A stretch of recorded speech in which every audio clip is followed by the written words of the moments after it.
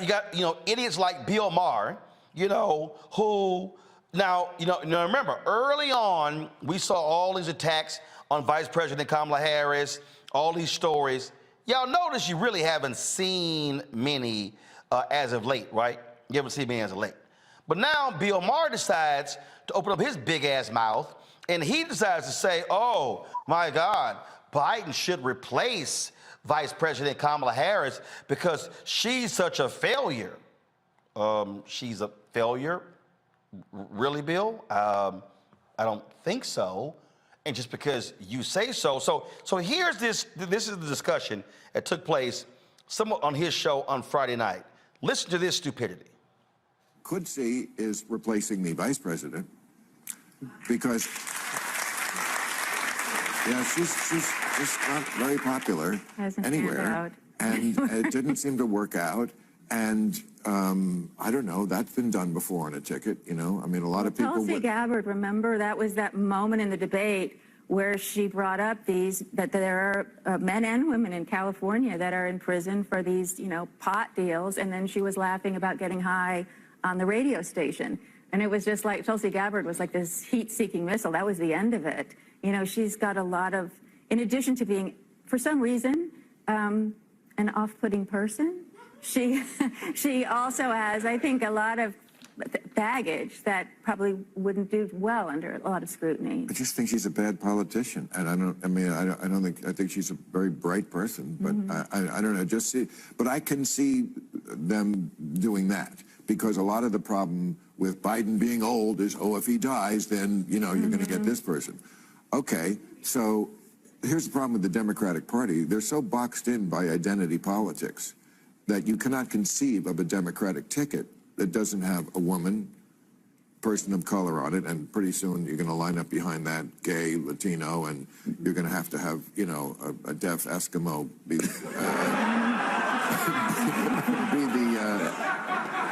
I think it's Alan. But am I right that they are boxed in by identity? Well, first of all, I see it differently in that I don't think Kamala has caught fire yet or found her footing. I think that's true. I think the polling data says that. But I don't think that she would be a weight on the ticket. What I will say is this. You talk about identity politics. Joe Biden is an example of identity politics. Joe Biden is an example of black voters saying, we think we need to put a white guy in there. And nobody says he's an identity politics guy. Pence. How do you get Pence? You have Trump, who is not the most saintly guy in the world, needs somebody whose identity is conservative Christian. He goes and gets Pence. So politics is about identity. That's what it is. But whenever there's a person of color or a woman, we say, well, that's identity politics. It's all identity politics. You just got to put a ticket that can win. And that's I don't know. I have. All right. So I had somebody who came up to me last week at CBC, older sister, and she said, Roland, I love watching your show. I used to watch all the time, but you cuss too much. See, what I just played is the reason why I cuss. And I told her, I said, I don't cuss that much. I'm trying not to cuss. But that bullshit is why it will make you cuss. That crap right there. And Van was nice to him. Van was real nice to him. First of all, the little white woman,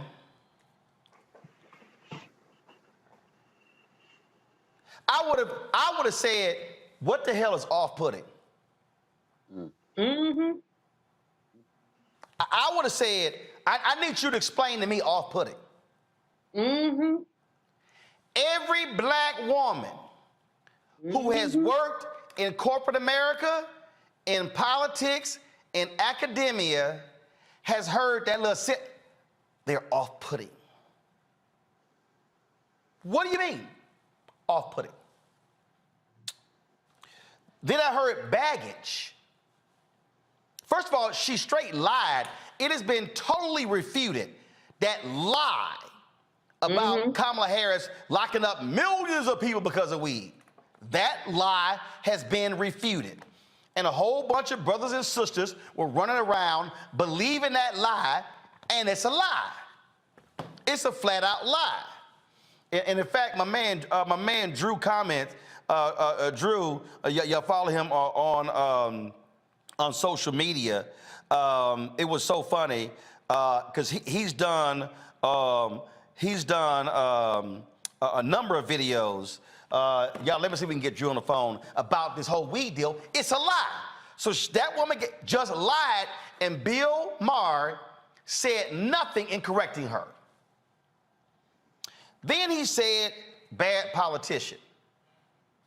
Do you know who is the most effective person for the White House right now in talking about the Dobbs decision and Roe v. Wade in the political context? Vice President Kamala Harris. Do you know who played a significant role in pushing Biden on the student loan debt relief? Vice President Biden, Vice President Harris. Now, did she have a rocky first year? Of course. Of course. But y'all notice all of the Harris's awful stories, y'all notice how they just disappeared. But see, this is how folk like Bill Maher throw this kind of crap out. But now let me get to the crust of what I want to deal with. Bill Maher said, the Democrats have boxed themselves in by identity politics. This is the favorite phrase of white liberal / progressive men like Bill Maher. Because these white men don't like the fact that they no longer are plan A, plan B, plan C, and plan D. Let me say it again. White fear ain't just about white conservatives. White fear is also about white liberals, white progressives, because the operative word is white. Do y'all want to know who is really afraid of black and Latinos getting numbers increasing? White Democratic strategists who control the purse strings to the billions of dollars because they don't want to see black strategists, black campaign managers, black media analysts, black pollsters, because these white Democratic strategists have become multi-millionaires off of these campaigns. It ain't no different. Y'all don't get confused about what's going on here. So what Bill Maher says here, they're getting boxed in by identity politics. Bill Maher refuses to recognize that whiteness is identity politics. Hey, Bill Maher, since you're scared to invite me back on your show, the only time I got invited was October 2014 and killed, but y'all a little scared to invite a brother back. What are soccer moms? Renita, can you just tell me, when we hit the phrase soccer moms, who are they talking about? White women, and that is identity politics. I'm a Congo. When you hear NASCAR dads, who are they talking about? Talking about white men. Julian, when you hear the phrase the working class, is it actually conjuring up black and Latino workers? No, you're talking about the white boy with a lunch bucket. Precisely. Precisely. Well, with the majority of working class is right. Precisely. I got it. But the point here, folks, is when you look at politics, they literally segment audiences based upon identity. Do y'all actually think for a second they only do it when it comes to black and Latino folks? And you heard Bill Maher, well, next up, they're going to be lining up the gay and Latino, I forgot the little dismissive comment that he used. Y'all, this is what we're talking about here. Clock. And so you got to be aware of white so-called Democrats and progressives who themselves, they don't like the fact that we now get to have a voice. We now get to have a perspective. Bill Maher is one of those white men. And see, Bill Maher thinks because he slept with a lot of black women and he smoked weed with a lot of black people, he thinks he's a brother. You're not. Bill, you are a white man. You talk like a white man. You live like a white man. And you don't want to accept the reality that this is a world that is no longer being dominated by white men. White men like yourself are threatened by black people, black men, black women, Latinos, Asians. That's a fact. You don't want to own up to that. And what y'all do is y'all sit here and purposely lie on Vice President Harris, and then the stuck on stupid people who do no research, who listen to disinformation and misinformation, they run with it. Well, and see, this is why y'all get mad. Roland, why you interrupt people? Because when people come on my show and lie, I stop them. They lie, I stop them. Bill Maher should have known with all the weed he smoked that what she said about Kamala Harris, locking up all of these black and brown people because of weed, was a lie. But when you're not a real journalist and you're playing a smart media person, you're really a comedian, and there's some smart comedians, you don't have the research at hand, so you can't say, I'm sorry, that's not true. So that woman, and again, just so y'all think I'm confused, I'm gonna play what Caitlin said, which is a lie, and I'll bring my man Drew in, and I'm gonna bring the panel in as well, because y'all need to understand why we do this show. It's because people with like Bill Maher, with major platforms, when they throw that stuff out there, then folks run with it. And then it spurs stories and blogs and podcasts. And that's how it gets built. Oh my God, Vice President Kamala Harris is so awful. She's so terrible. She should be replaced in 2024. With who, Bill? A young white guy? Hell, you complained about gays and Latinos.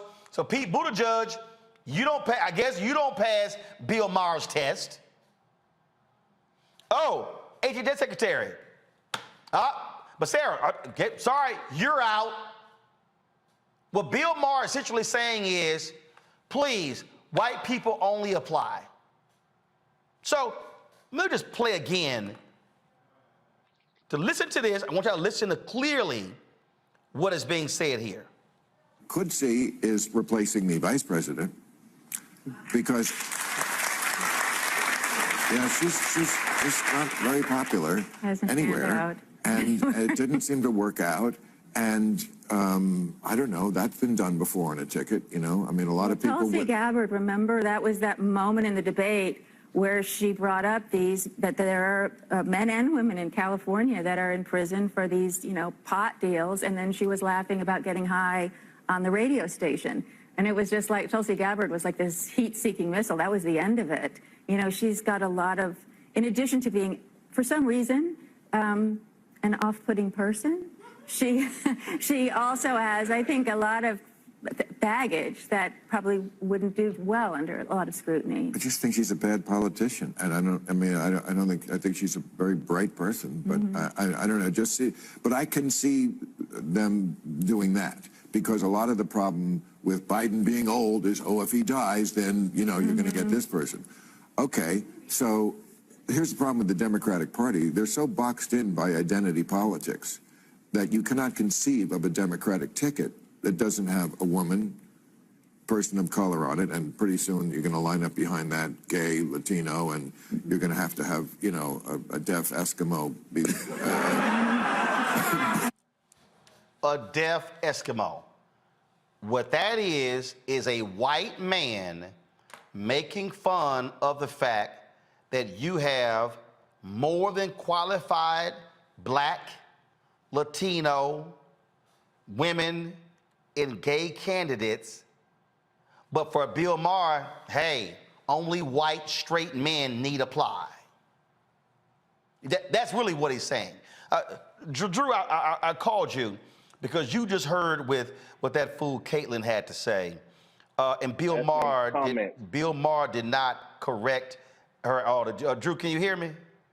Hear you loud and clear. You hear me? All right. So she sat here and just lied, and oh my, how Tulsi Gabbard just blew her away about all of the men and women who Kamala Harris locked up because of weed and pot smoking. Bill Maher didn't correct her. You've done numerous videos completely just dispelling that lie. Well, yeah, because it's not true. It's pretty easy stuff to look up too. Yeah, the moment with Tulsi Gabbard, it's easy to be loud and wrong, but in the moment, you know, when people can't fact check you in real time and make you seem like you know what you're talking about, but the fact of the matter is, everything that she said was an outright lie.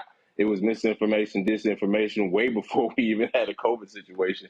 But yeah, Kamala Harris literally is the opposite of what that. She did not lock up a bunch of Black people for weed. As a matter of fact, when she became San Francisco DA, over the length of time of her DA reign, the admissions for state prison marijuana imprisonment fell 66% over her predecessor. Like the last guy locked up 135 people to state prison when marijuana was the most serious charge. Over the same amount of time, Kamala Harris locked up only 45. So that's a drop. Even when she became Attorney General, same thing. First of all, Attorney Generals don't even prosecute marijuana cases. I say it all the time. That'd be like the CEO of Target ringing you up on aisle 3. That ain't gonna happen. But even then, even during that time, the actual imprisonment for marijuana fell during her time as AG. So this mythical time that she was locking people up for weed, we ain't seen it in real life. But y'all got some good imaginations, though. And I've learned that. Well, and again, you know, when people like this go on national shows and repeat the lie and no one corrects the lie, then somebody watching goes, well, there it is. She was horrible. She was sick, but she was a cop. And she was just locking people up and just throwing the key away. And then the Black folks ran with it. Oh, she locked up all these brothers. She didn't care about brothers. She didn't care about sisters. Or they took one case and said, oh, that represented all the cases. And folks were simply lying. And that's what Bill Maher calls baggage. Yeah, baggage. Yeah, that's funny. Now, you know what we call it now? Now you said I'm knee deep in the debunking the misinformation on COVID vaccines game. We call it disinformation, and we call it just very dangerous, to be honest with you, man. Like when something goes out long enough and nobody's there to correct it, it can gain so much traction. People really start to believe it, and so they don't even know the fact that Kamala Harris is one of the original pioneers of something called restorative justice with her Back on Track program in San Francisco, to where instead of getting people locked up for something like, I don't know, a little bit of weed or 2 grams of crack, you know, you give them jobs, you give them employment training, job readiness training, you give them education so they get their GED, you help them with their credit, parental training, and so on and so forth, rather than putting them in prison cells just because they were trying to sell some drugs so they could make some money to feed their family. So yeah, it's the misinformation game. Definitely is something that it's dangerous. It's lucrative for the people who know how to capitalize on it, but it definitely is dangerous in the overall perception of public health and public policy. All right, Drew, I appreciate it, man. Thanks for jumping on real quick. I appreciate it. Appreciate it, everybody. Get vaccinated, get boosted. We're done. All right, thanks a bunch. Bringing my panel here, Juliana Amakongo, Renita. I mean, it really pisses me off. It pisses me off when I watch this stuff, when I listen to this nonsense. And again, I've been saying this for years. President meets with Black pastors, but when they white, he meets with pastors. President meets with Latino leaders, but when it's a room full of white CEOs, he meets with CEOs. Identity politics includes white people.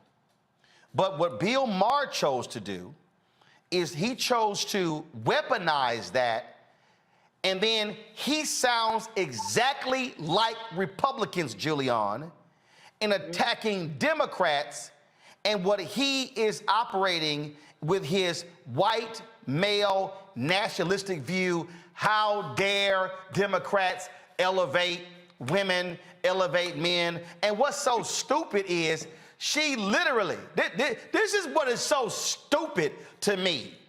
How much of a dumbass Bill Maher. One non-white president. One in American history. One non-male vice president. Any women been vice president before? Any? No. So she the first female vice president, right? So you got one. Oh, Lord. The house is we might as well demolish the house. Oh, Lord. One woman got in. How dare, oh, Lord, can't call 911. That's literally what this fool is saying. Julian, go ahead. Well, you know, that whole segment was objectionable to me for any number of reasons. First of all, that off-putting thing. I'm supposed to be off-putting. I'm, you know, whatever. I can be a little bit much, but off-putting, I mean, that's a bit much to say. I mean, it's a generic, I'm not comfortable with black women. That's really what's being said. That's all that is. Black women. Then that little, Bill Maher is supposed to be some kind of a, okay, I'm a curse since you don't anymore, half-assed comedian. He's supposed to be a comedian, but nothing he said was funny. The whole notion of a deaf Eskimo, that's demeaning to differently abled people, is demeaning to a minority group in this country, people who represent one of our largest states. I mean, that bit is not funny. It simply is not funny. But he seems to get, he is pushing all the identity politics buttons for white people. He's a white boy, like you said, slept with enough black women that he thinks that racial identity rubs off in bed. It does not. But the whole thing just was objectionable to me. I just sort of sat here seething, saying, and I used to like Bill Maher, but that was just some stupid ass nonsense. Excuse my cursing. The thing here, Omakongo, again, we know who his audience is. And again, when I talk about white fear, how the browning of America is making white folks lose their minds, we've got to stop acting like, oh, it's just those white Republicans. No, there are white Democrats, white progressives. Oh, they're in Hollywood. They're in corporate America. They can't stand the fact that they now have to post jobs. They can't stand the fact that in some cases they gonna have some black bosses. And oh, hell no, don't let me have a Latino boss. We are seeing this. Whiteness has always defined America, and what they don't like, when one gets in, it's like, damn, the whole world is going to pot. So, and if I was on the show, I would say, okay, Bill, since you criticize having a woman and having a black Latino, well, fine. Who your top three choices? He probably would have named 3 white men, 3 white straight men. Go ahead, Omakongo. Well, I think you've been talking a lot about your book tonight, and one of the things you lay out in the book is you talk about the fact that there's a history-long trajectory of white people feeling like, okay, we've done enough for you. And an example you gave in the book was of the Tilden Hayes Compromise. When people saw all of the gains coming out of Reconstruction and going into 1877 when they pulled the federal troops out of the South, and that ushered in Jim Crow, a lot of that had to do with the fact that, well, you guys have gotten enough. And we see that now. I think the difference, a lot of us used to like Bill Maher. And so what Dr. Malvo was saying, we started to see a difference after Obama got in office. The mindset started to change. You talk about it in your book when you talk about Dr. King going to Chicago and realizing that that was probably one of the most racist cities he's ever been in, because people who were, in Chicago weren't as progressive as people thought that they were. And so really at the end of the day, Bill Maher is in line with that. The fact of the matter is, he says that Vice President Harris is not a good politician. Excuse me, she was a senator in a state that's not majority black. So what is he talking about really at the end of the day? And the role of the vice president is to put out the agenda of the president. So she's doing exactly what she's supposed to be doing and more, because she's been more vocal in her role than Biden was when he was under Obama, as relates to speaking out heavily about these social justice issues. And she's definitely more vocal than Mike Pence was. So really, at the end of the day, this dude is mad, he's angry, and he's really just sees black women in a particular light and is not ready for them to actually have real power and it manifests itself. And Van Jones, you should have challenged him on his points as well. Well, and Renee, that particular point that Oma Congo makes there in terms of how often she's been out there, that is the point. One of the reasons people trash her is because she's been more public and more vocal than any previous vice president. And so she has a larger target. Most VPs out of sight, out of mind. Biden was, Pence was, we could keep going back, Gore was. And so Biden has provided her a much larger platform. I mean, look, Saturday night at the Congressional Black Caucus Foundation dinner, she spoke and he spoke. I have attended the CBCF Phoenix Awards dinner for years. Julian, you have as well. I cannot remember ever where the president spoke and his vice president spoke before him. Now, people can say, well, that's because she's a black female. Okay, but he could have easily said, you the VP, sit down there, you can attend, but I'm speaking. No, he shares the stage. That's a part of this whole deal. But again, folk like Bill Maher, like a lot of white men, there they go. They picked that black woman up there, and oh my gosh, she's horrible. We need to replace her.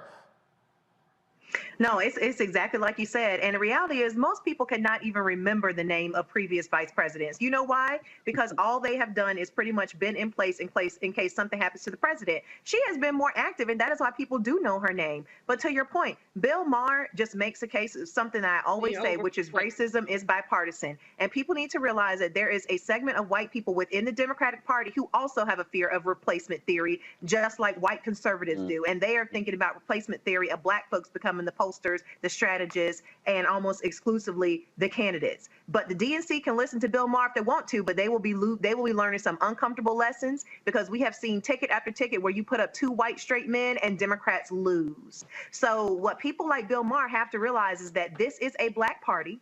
And the reason why I say that is because when you look at who consistently votes for Democrats, it's black women first, and then black men are number two. So if you want to win elections, you have to invest in black voters. You have to have black candidates who will speak to black issues in order to get what is the majority of your base energized and ready to go and ready to vote. And until the Democratic Party does that, we will be losing elections. Man, and damn, for Bill Maher, oh my, it's so sad when people might want to see themselves reflected in political office. But see, for him, he's upset because he sees what's coming. And that's fewer white men being in control.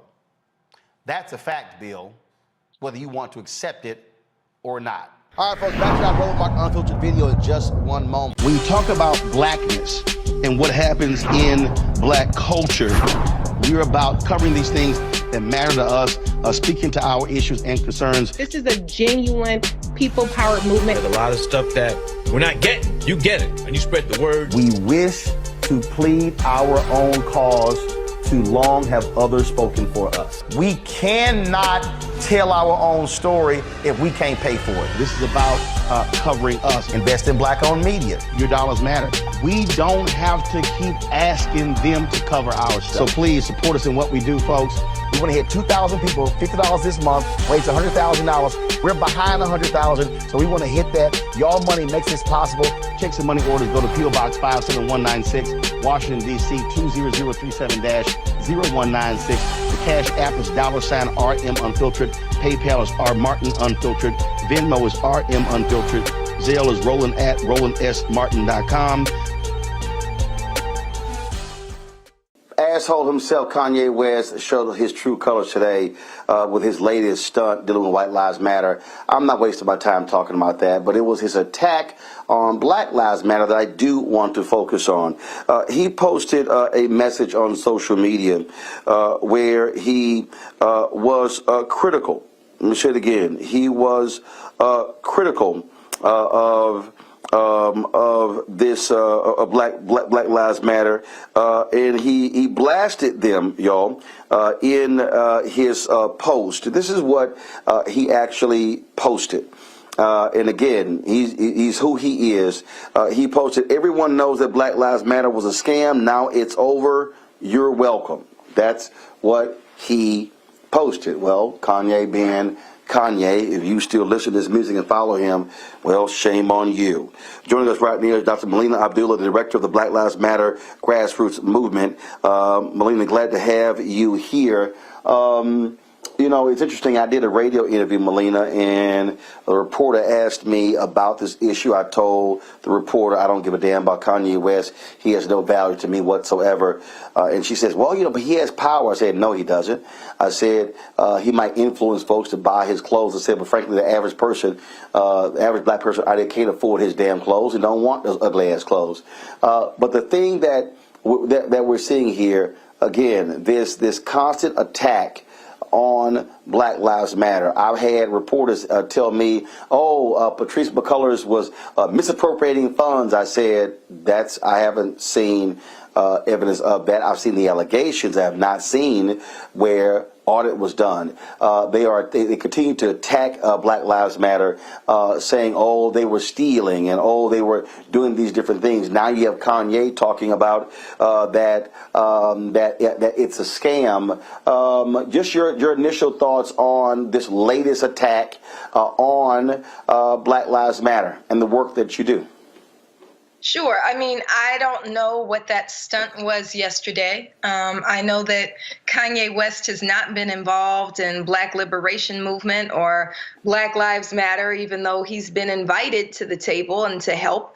And he hasn't been. And so we're going to continue to do the work. It's not over. Despite what Kanye West is saying, it's not over. We're just coming back from Tampa, Florida, where we had a huge victory, won the largest cash award of anybody who was killed by police in the name of Andrew Joseph III. We're working to end qualified immunity. We're continuing to do work in the streets in terms of policy and in terms of education. And so one of the things that we offered is maybe Kanye is just woefully ignorant. And so I did invite him to my class and said, you're welcome to learn about race, racism, and why we say Black Lives Matter and what it means. And so that invitation still stands. And that is what it is. We're not going to let Kanye West slow us down with this really affront to not only what we do in the streets, but an affront to the people who have lost loved ones, whose loved ones have been stolen by police violence. You know, the reporter asked me, would I sit down and meet with Kanye? And if I did, what would I say? I said, first of all, I wouldn't.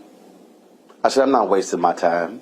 I said, he needs to spend more time with his therapist and his doctor than having a conversation with me. I said, I see absolutely no value of listening to someone like him. And I think what happens is, I think people play into his narcissism by continuously talking about him. That's why my focus is the consistent attacks on Black Lives Matter. Because, and here's the piece, if people keep saying that BLM is so irrelevant, then why do they keep focusing on you? That's right. I mean, they wouldn't be attacking us or wearing those terrible shirts if Black Lives Matter wasn't moving the needle, wasn't doing important work. The only reason that they're doing that is because we are doing important work. We are doing the work that needs to be done, that is our sacred duty to move us towards greater freedom and liberation for our folks. And so we're still here. We're still in the streets. We're still doing work. And I think that you're right. A testament to that is the attacks on us. They wouldn't be trying so hard to kill us off if we weren't doing effective work. You talked about the case out of Florida. What is next? What are y'all working on? And how are you redefining the mission, if you will, or what I call Black Lives Matter Grassroots 2.0? Sure. So the work out of Florida was tremendous. It was led by the only family-led chapter of Black Lives Matter out of Tampa, Florida. So Andrew and Deanna Hardy Joseph lead Black Lives Matter Grassroots Florida. We had dozens and dozens of organizers there for a couple of weeks for the entire trial. We were able to really demonstrate the ways in which law enforcement dehumanize and adultify our children, and again got a jury with no Black people on it to see Andrew Joseph III, a 14-year-old boy who was simply attending student day at the Florida State Fair, when he was criminalized, abducted, and left on the side of the road along with 98 other exclusively Black children. They were left there to fend for themselves in the dark, in the rain, and Andrew Joseph, in the midst of that, was hit and killed by a white motorist who was never investigated. That jury found that Hillsborough County Sheriff's Office was absolutely responsible for Andrew's death and awarded his parents $15 million, the largest award for any police-involved death in Florida state history. Well, his parents say what we say, that is a step forward in Andrew Joseph's name, but we want to keep moving, and we want to end qualified immunity, the unjust legal doctrine that shields police from accountability. And so we're working to get Ayanna Pressley, Congresswoman Ayanna Pressley's bill passed, the End Qualified Immunity Act. We're working to end the power of police associations that continue to pilfer the public purse. We just saw the day after the Andrew Joseph verdict, we saw as Democrats and Republicans alike put more money in policing instead of more resources into accountability and the things that actually make communities safe. So we're working to end police associations, and we're moving into a period that we call Black Xmas, where we want to understand the relationship between white supremacy and rampant predatory capitalism, as Julianne Malveaux calls it, and be deliberate with our dollars. And instead of just spending away with corporations that don't care about us and are often responsible for our deaths, we're encouraging everybody to build Black, buy Black, and bank Black, and they can visit blackxmas.org for more on that. Panel, any questions for Melina? Let me first start with Teresa Lundy. Hi, thank you so much for your fight. As it obviously still continues, what is something that, us out in social media can do to kind of help with the cause? I feel like, if there are more voices on social media that is actively, working with you and an organization to make sure the truth is out there, is that something that, you guys are able to help assist us with? Yes, we absolutely need everybody's help. So as has been shared here and other places, we do have an issue in trying to wrestle back our social media platforms, the platforms that were built off of the backs of organizers. And so we have a new platform that we need help amplifying, BLM Grassroots. BLM Grassroots is Black Lives Matter, where the chapters, where the people who've always been on the ground since the birth and ushered in the birth of Black Lives Matter in 2013. And so we need your help amplifying by going to BLM Grassroots and following their BLM Grassroots, which is all the work that we do on the ground globally. Joe. At the risk of asking a very simple question, let's do a 101 on why we say Black Lives Matter. So many people get that wrong. They start in the middle of the story.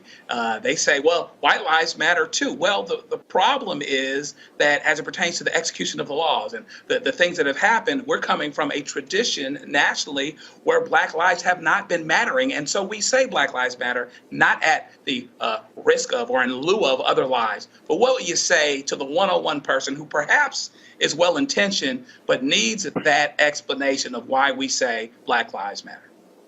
So I think you just said it. right? That white folks in this country and in this world have never been targeted for demise. Black people have.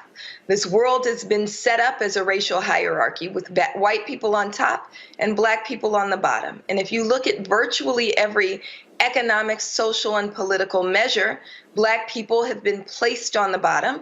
We are, the most incarcerated, not because we commit more crimes, because the criminal system of injustice was set up to produce those outcomes. We have the lowest rates of home ownership because of things like unjust practices by banks and by mortgage lenders. We have the highest rates of mother and infant mortality because of injustices in the healthcare system, because of institutions which were created to profit from us, to exploit us, and to enrich others. And so we have to say Black Lives Matter, because Black lives are the ones that are under attack. And when we stave off these attacks, when Black people matter, when Black people are no longer bound by these chains of oppression, we get free, but so does everyone else. Michael. But before I get to the BLM issue, Roland, I want to thank you for having Mr. Crump on, my fraternity brother, a proud Omega man. Very smart of you to have somebody like that on. Now to, and I know you don't. You better go. You better go and ask your question before you get embarrassed. But go on ahead. Did you ever wonder?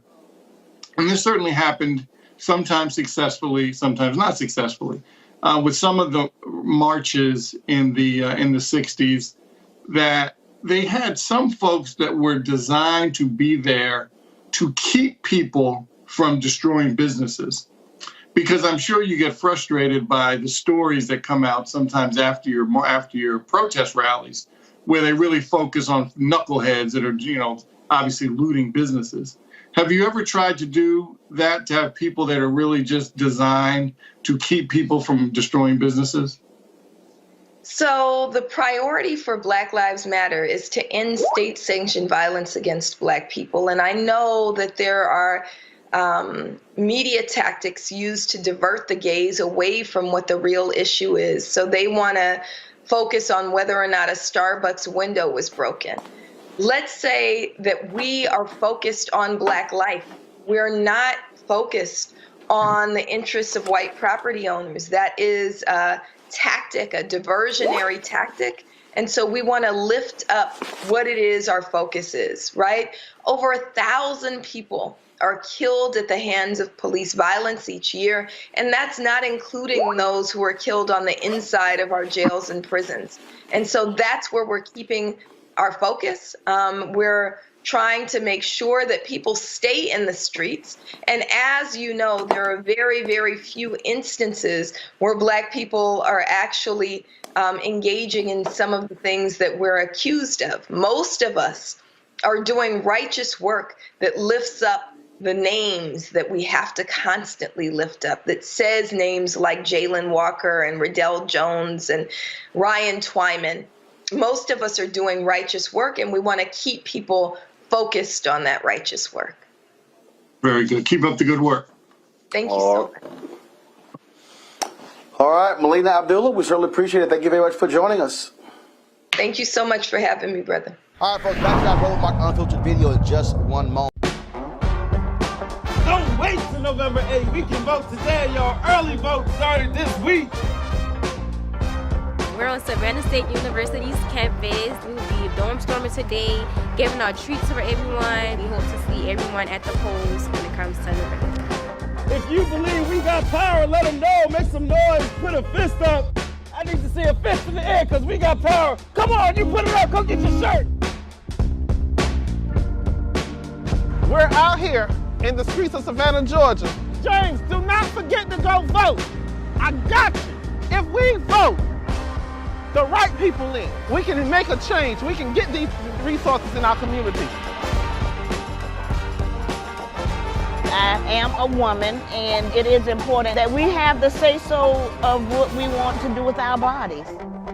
We're concentrating on entrepreneurism, providing young people with resources and training that they need in order to change their trajectories. We want Black down.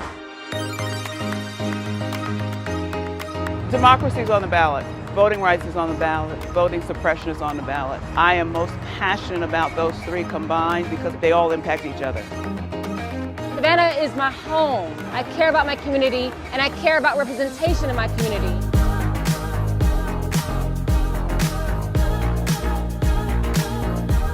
Our voices are still going to be heard no matter what kind of obstacles try to come up against us to stop us from voting. We're still going to be standing our ground.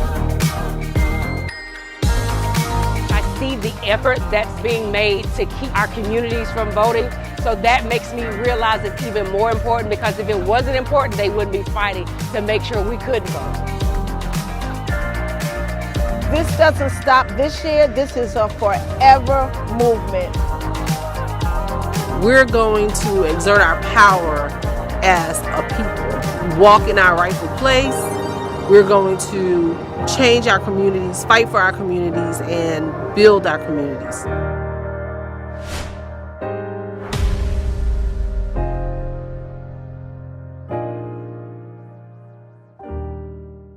I told y'all when that fool wore his little White Lives Matter shirt with that other dumbass Candace Owens, I wasn't wasting my time dealing with those fools.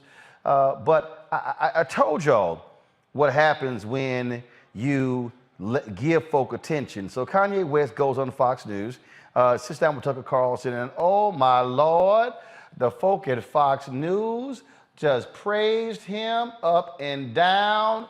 Called this man, oh, how he was a genius, incredible. If y'all want to see white love, y'all want to see Kanye West's white love. Remember, Charlemagne said Kanye's whole focus is he desperately seeks white validation. Ooh, the white nationalists at Fox News gave him all the white validation he needed. This is a compilation put together by Media Matters. I was blown away by Kanye West. I really was. It was fascinating. This was an unvarnished, authentic. We've rarely heard a man speak so honestly and so movingly about what he believes. Kanye West is wise, he's unique, and certainly he's fearless. He's a very important voice. There's such authenticity to that it just makes me want to hear more. Speaking truth to power, calling things out, and Kanye West does that. He speaks truth to power. He is one smart guy. Is Kanye trying to be a force for good? Absolutely. Yeah, he is. Very special intellectual renaissance. When you consider like people like Tucker or Kanye. Kanye's genius. I'm going to make an analogy. Kunta Kinte and Roots. They got him out on a tree and they're whipping him. What's your name? And they want him to say left-wing liberal. Kanye West refuses to live in that box. I mean, you can't help but like him because he is not apologetic. Yeah. Have I reached Alex Jones territory yet? No, I think you're telling the truth. Okay. And that's okay if you do. I think he's dead on this one. I know for me, it just made me think, man, we could reach so many more people with this powerful movement that believes in freedom. I know that what I'm listening to is unique and interesting. If Kanye West believes it, imagine how many more people out there maybe aren't talking about it, but would like to. Ye West threatening to go to war with Jewish people on Twitter. He appears to imply Diddy, a fellow rapper, was controlled by the Jews on Instagram. Boy, ain't that one pretty funny. Boy, did y'all just hear how these folks just lost their minds? Oh, Lord have mercy. Kanye is like Black Jesus to them. I mean, they just were beside themselves for the praise and love of Lil Kanye. This is when things change, y'all. It was when Kanye decided to drop this tweet here. Remember, he was attacking Diddy back and forth, and Diddy fired back at him. So Kanye went ahead and decided to drop this tweet here. This is where things change. I'm a bit sleepy tonight, but when I wake up, I'm going DEFCON 3 on Jewish people. The funny thing is, I actually can't be anti-Semitic because Black people are actually Jew also. You guys have toyed with me and tried to blackball anyone who ever opposes your agenda. Well, that didn't sit too well with the folks at Instagram and the folks at Twitter. So he got thrown in Instagram and Twitter jail But the thing that for me is just hilarious is to watch how these folks are just running and running and backtracking and how they are just doing all they can. And you know, and what really got me in that video, listen, as I heard more of Kanye, I wanted to hear more. Will Kane. Now, y'all, I used to often debate Will Kane when we were at CNN, and Will a nice guy, but he a lightweight.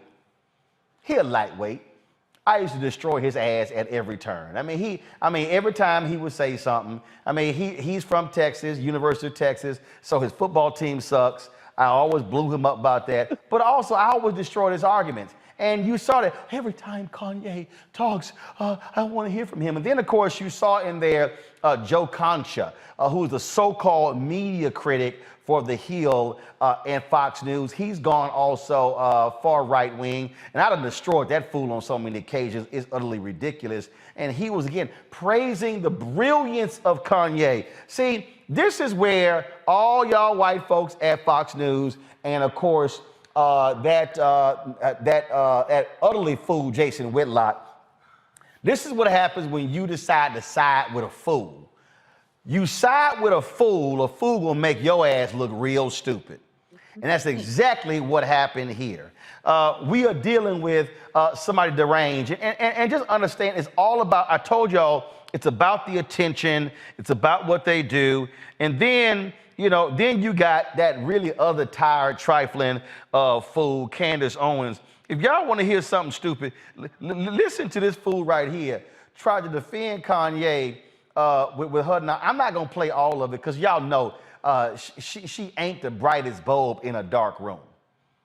I mean, if y'all truly want, if there's a match made in heaven, is Candace Owens dating Jason Whitlock. I mean, those two can go to the Clarence Thomas prom at any time. But just listen to this fool. That was the tweet. And people subsequently demanded that the tweet be taken down for anti-Semitism. Now, if you are an honest person, you did not think this tweet was anti-Semitic. You did not think that he wrote this tweet because he hates or wants to genocide Jewish people. This does not represent the beginning of the Holocaust. That's if you're an honest person, you'll admit that. You will admit that, right? If you're an honest person, when you read this tweet, you had no idea what the hell he was talking about. I had no idea when I read this tweet what the hell he was talking about. This tweet inspired questions, not answers. First and foremost, right there. Okay, so here's the deal. Candace, that probably the first time. We agree. We don't know what the hell he's talking about. We never know what the hell he's talking about. We don't know what the hell you talking about. We know what the hell he was talking about talking to Tucker Carlson. We never know what his crazy ass talking about. Why? Because his ass ignorant. Just like you.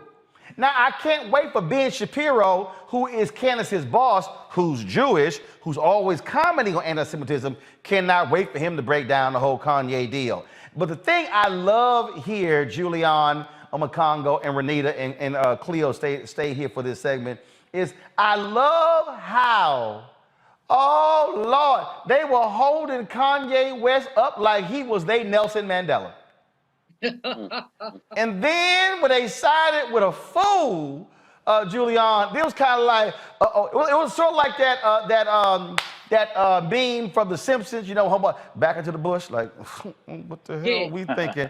They all running now, and trust me, they ain't gonna be praising Kanye when he goes full ignorant ass Kanye. Go ahead.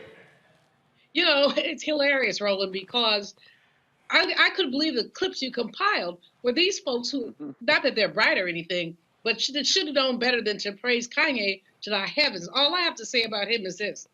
I am certain that his mama is rolling over her grave. She was a serious Black woman academic, taught African-American studies. I'm sure something happened to him somewhere along the way, perhaps when she passed, but his... No, it wasn't when the boy got a mental... He's mentally sick, and we're going to call it what it is. And I guess he's trying to get the Mel Gibson Lifetime Achievement Award. For insanity?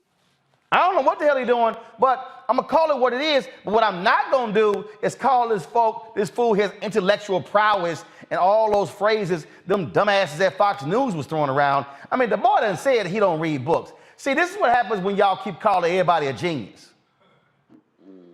Just because your ass make music don't make you a genius.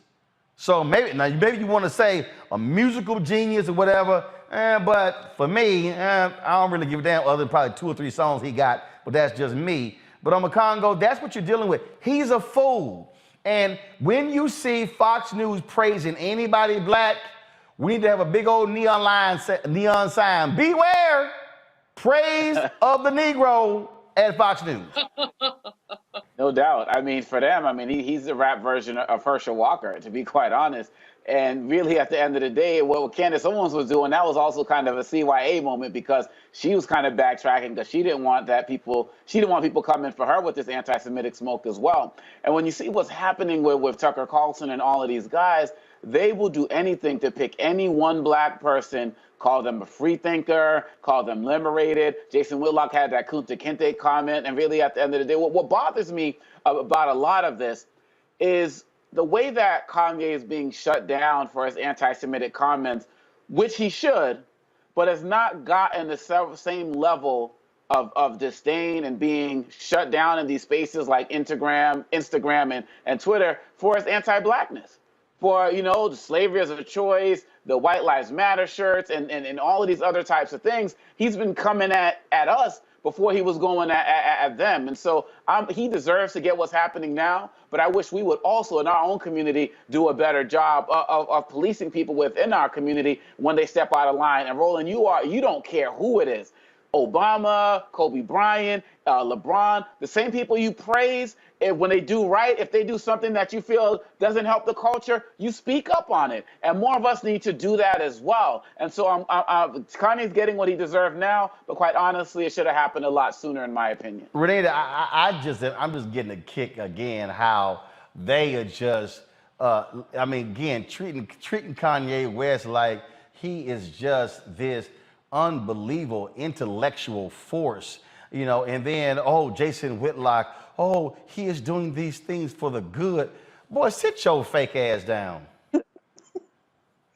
Yeah, no, I'm with Congo, except I do, to me, this is hilarious that this has all happened. It's not hilarious what he's putting out there, but it's hilarious how far they went to lift him up, as they do anytime they get any black person who is putting out anti-blackness and who is high profile. So, of course, in their minds, for white conservatives, anybody like a Herman Cain, Ben Carson, Candace Owens, any of these people, they're authentic when they are, talking about running down our communities and talking about black people in really negative ways. And so this is just what we've seen as par for the course. But like Congo touched on something that was very important, which is that it is very interesting that, with this one tweet, he has been, attacked, rightfully so, from so many different areas, but he has been putting out constant disinformation and nonsense about black people for quite a long time, dangerous information like, slavery wasn't that bad, things like that, and that was just allowed to go on. And so I just would like to see the same level of outrage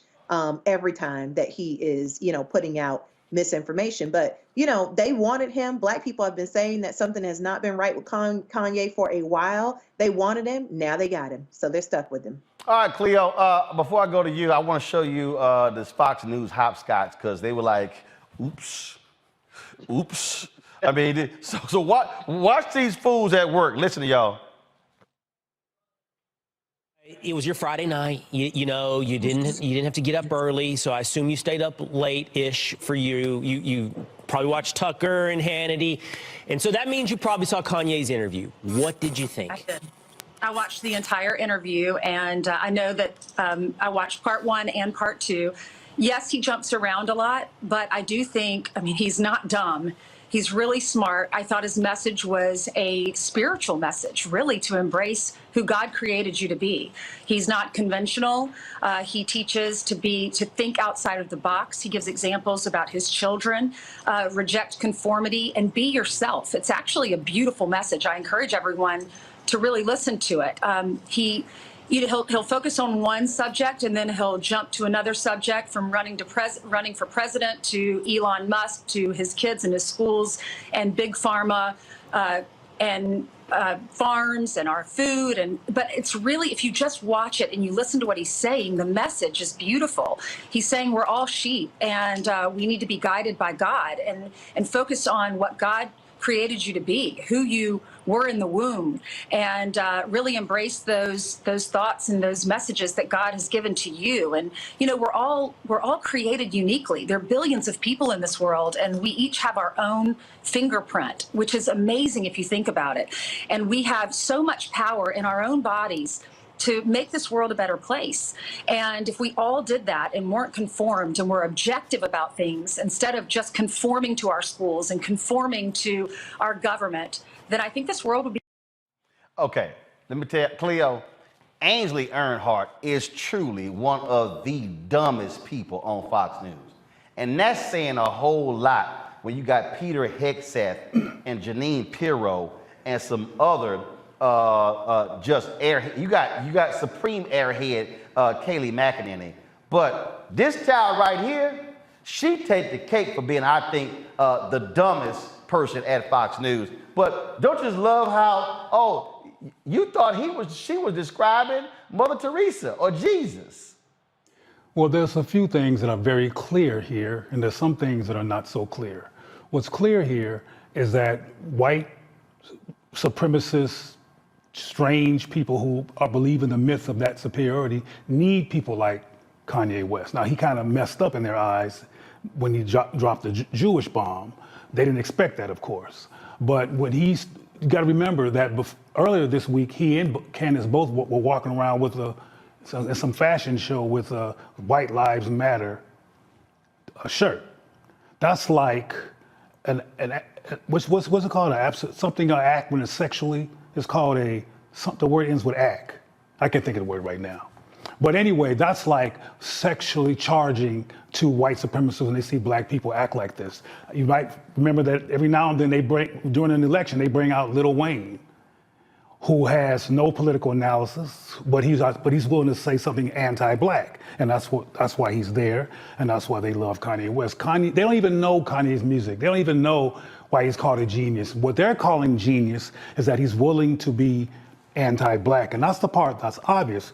What's not so obvious, and I've gotten in trouble for saying this, is that, okay, it's easy to get upset and frustrated with the likes of Kanye West and calling him a fool and things like that, but Kanye is a severely, I think it's true for Candace as well, a profoundly traumatized black man who needs help. He's somebody who's dealing with a lot of deep pain and it's not resolved, therefore he's surviving mental illness in a yes sir situation, meaning everybody says yes to him because he's Kanye and he's rich. But the bottom line is there's some very devastating blows that happened to Kanye that I think we need to take a look at. For example, he tried to show racism in the Republican Party and in the presidency when he said George Bush didn't like black folks back during. Yeah, so George Bush hates black people. After that, he tried to expose racism in the video awards system when Taylor Smith, I think her name was, got an award that he thought Beyonce should have gotten, and that it was racist. And in both instances, when he stepped out from the system and said something for black people, he got crickets. Not only did he get crickets, follow me, the first black president of the United States called him a jackass.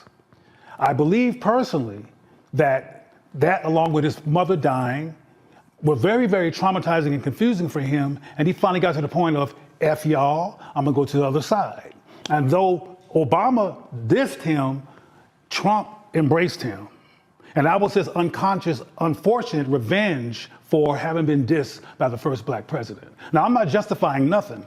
I'm looking at this from a behavioral perspective, and I'll end by saying that calling him names and being mad at him and people like him and Candace and others is not the answer. We need to look at why black people dissolve into this kind of anti-blackness. And there's a reason for everything, and often we don't get into those reasons because we get too upset and judgmental to actually deconstruct that behavior. White people love that behavior. See, what I make clear is I don't feed the beast. And so the reason and again, I chose last week not to even deal with him. I did media interviews with the Breakfast Club, other places. Everywhere I went, they asked me about Kanye. I said, I don't give a damn about Kanye. He ain't got no impact on the election. He ain't got no impact on nothing else. I don't give a damn. But the reason I'm talking about this because I'm trying to show folk what happens when you have white nationalists on Fox News who are, but they are quick to find a Negro to say, oh, he one of ours. That's why they love him some Jason Whitlock. Yeah. Oh, they love when you see them over there doing that dance, and oh my goodness, they in love with him. But I want to show you this here because this is from Fox and Friends Zone. I played a little bit clip earlier, and again I'm gonna show you how Will Kane, this Rachel Compost Duffy, and how Peter Hegseth. If y'all want to see how three people utterly embarrass themselves together, okay. If you want to see what standards and so-called journalistic practice looks like at Fox News, y'all gonna get a kick out of this one. Watch this. Let's see here.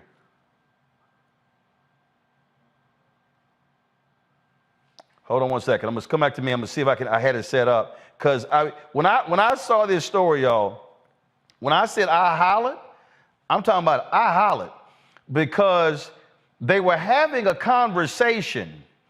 They were having a conversation about the tweets. But then what happened was they hadn't actually read them. And then they were told, so watch this. See if I can skip this ad. Okay. All right. I'm trying to skip this ad here. They got all these ads on here. Okay, here we go. Did y'all have it now? The last several years is, and I don't know, because I haven't seen these posts by Kanye. Something is branded racist or anti-Semitic, you know what I mean? But you never really see the original source material because in a media account of it, they don't repeat whatever it is. Right. This is a real trend over the last couple of years where the headline will say a certain thing and then you read the article and the article is conclusive, meaning it was racist, it was anti-Semitic, but the supporting evidence is never provided. And the only reason I say that is because I don't trust everybody making the calls. I'm not saying it wasn't anti-Semitic. I don't know because I don't get to see the original source material. It's censored. Okay, y'all, it was available to be seen.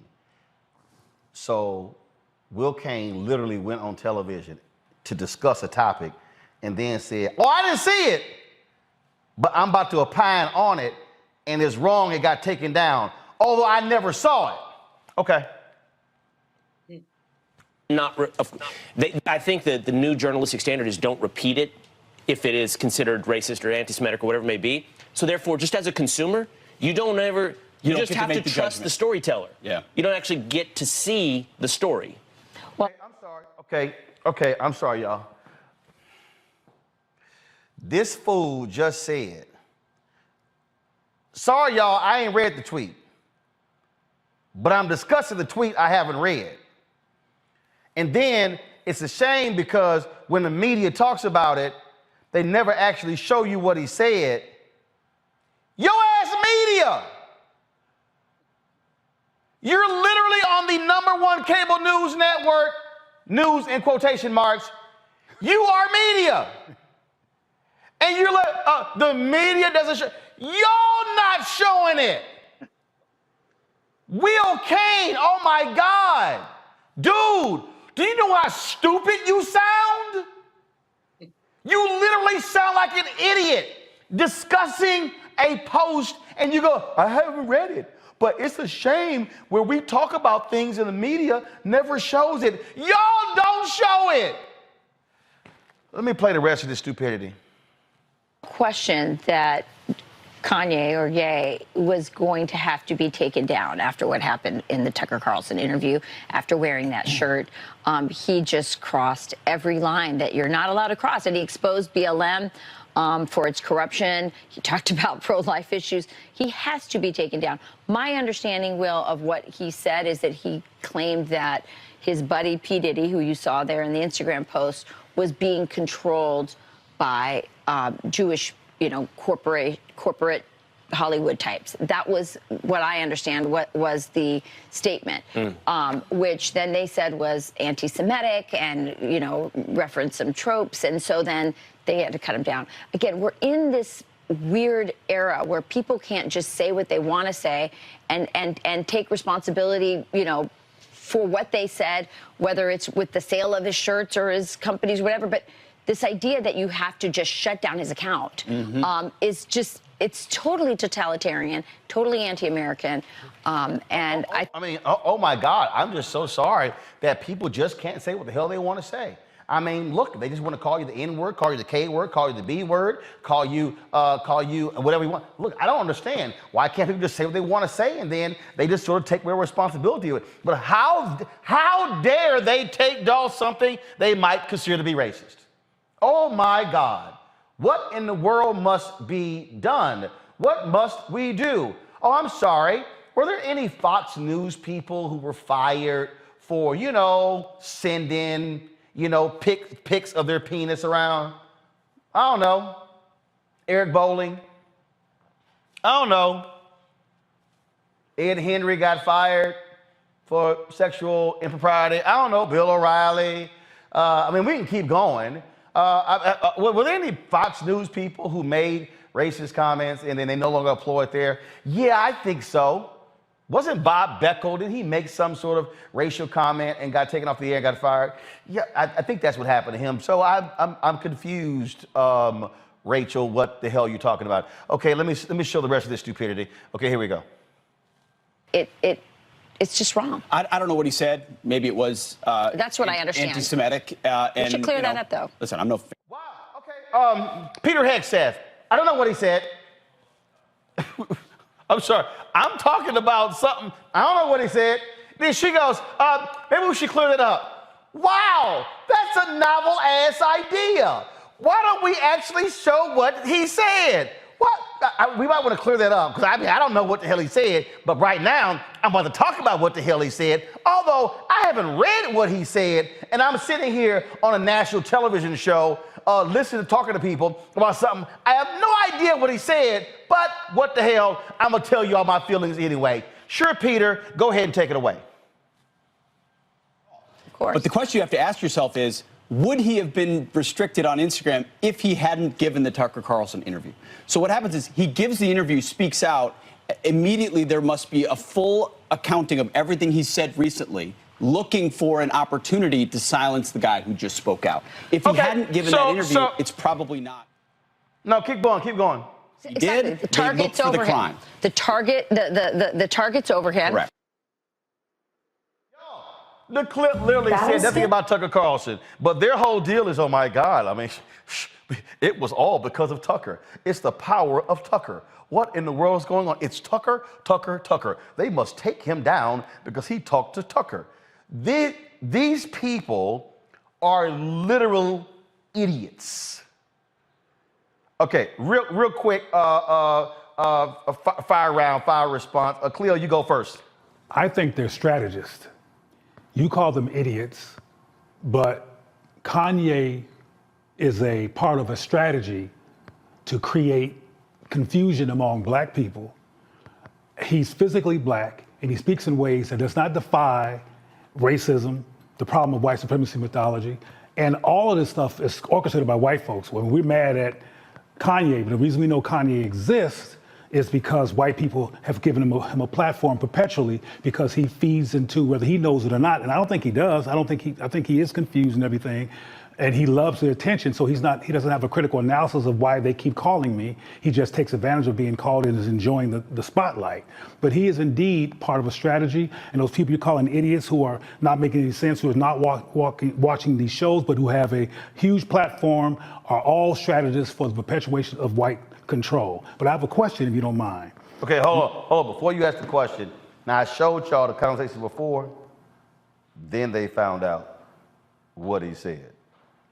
Somebody went, psst. Here it is. Watch the flip. This, Ye West threatening to go to war with Jewish people on Twitter. So these shocking remarks come after he appears to imply Diddy a fellow rapper, was controlled by the Jews on Instagram. Now that account, his Instagram account, has been restricted. Alexandria Hoff joins us with more on this story. Alexandra, good morning. Good morning. Yeah, we wanted to make sure we confirmed all of this. The Instagram restriction came first, and it appears to have stemmed from a series of screenshots showing a text exchange between Ye and Sean Diddy Combs. The two had been disagreeing on Ye's wearing of a White Lives Matter shirt during a fashion show in Paris last week.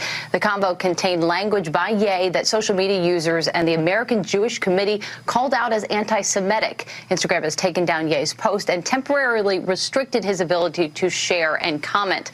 Now, from there, Ye took to Twitter for the first time since 2020, where he called out Instagram chair and Facebook CEO Mark Zuckerberg, writing, "Look at this, Mark. How are you going to kick me off Instagram?" And then continued with another anti-Jewish statement. The tweet has since been deleted by the company for violating Twitter's rules. We reached out for confirmation of that, but the Times of Israel and the Daily Mail shared it. It read, "I'm a bit sleepy tonight, but when I wake up, I'm going DEFCON 3 on Jewish people. The funny thing is I actually can't be anti-Semitic because black people are actually Jew. Also, you guys have toyed with me and tried to blackball anyone who ever opposes your agenda." Now, that was followed by another tweet, quote, "Who you think created cancel culture?" And that second tweet, it does remain up. It's unclear right now how long Ye's Instagram will remain restricted. The American Jewish Committee shared on their Instagram account, writing, quote, "Kanye West should figure out how to make a point without using anti-Semitism." Well, Rachel, Pete. All right. Thank you, Alexandra. Yeah. Thank you. Yeah. Thank you. Unfortunate. I mean, there's no. Pretty ugly. It's ugly. Yeah. But we talked about it earlier without knowing about these tweets and saying, of course, they're going to put a target after what he said with Tucker. There's going to be a target on him, no doubt. Yeah. But in this particular case, I mean, he brought the target with that. And then the question is, should he be removed from Instagram, and who gets to decide that, or Facebook or whatever? And I think that's the question, not just about Kanye, about everybody. You know, what are the standards? Who sets the standards? And how is social media being monitored? And one could argue, if you are really interested in exposing and diminishing racism or anti-Semitism in the world, that you're better off knowing that it exists. And if we pursue a policy or a culture in the world where we constantly silence, censor, and cancel, you don't know what exists underneath the surface. That's a good point. So to your point, Rachel, condemnable sentiments from Kanye West.